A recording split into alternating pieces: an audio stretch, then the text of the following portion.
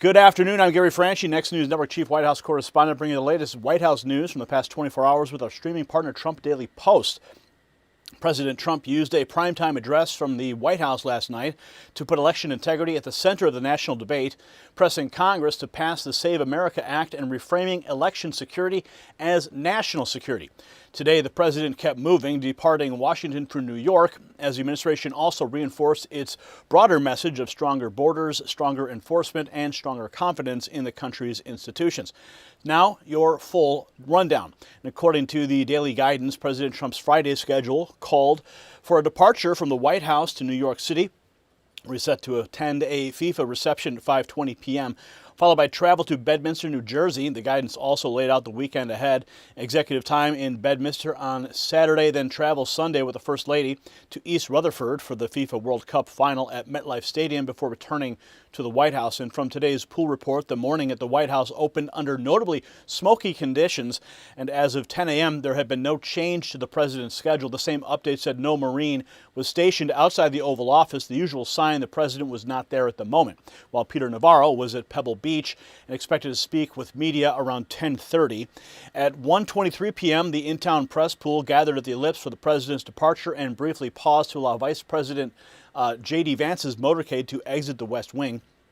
Minutes later, Marine One lifted off from Washington at 1:55 p.m. Before boarding, President Trump was seen carrying papers and handing them to a security agent after stepping out of the presidential limousine. The pool also identified Natalie Harp, Victor Nobbs, Walter Nauta, and Margot Martin as traveling with the president on that helicopter leg. In the next travel pool update, the White House press office released the broader traveler list for the Joint Base Andrews New York City segment. That list included Victor Nobbs, Director Bill Pulte, Ross Worthington, Walt Nauta, Chris Ambrosini, James Littlefair, Natalie Harp, Chamberlain Harris, Margot Martin, and Abigail Jackson. The pool also described hazy and smoky skies tied to the wildfire conditions, along with heavy heat around the departure. On the ground at Andrews, Marine One landed on the taxiway at around 2:10 p.m. and came to a stop about 50 yards in front of Air Force One.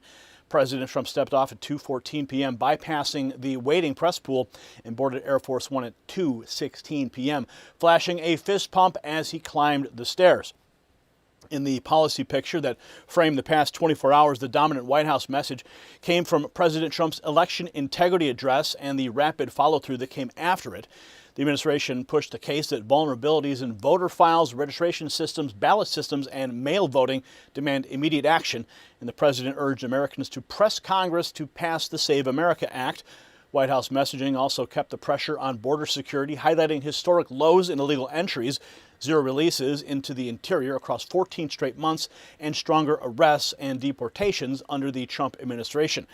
Taken together, the last 24 hours showed a White House pairing movement with message, a president traveling, a schedule stretching into the weekend, and an administration driving hard on election security, border enforcement, and public confidence. That is your latest report from the White House.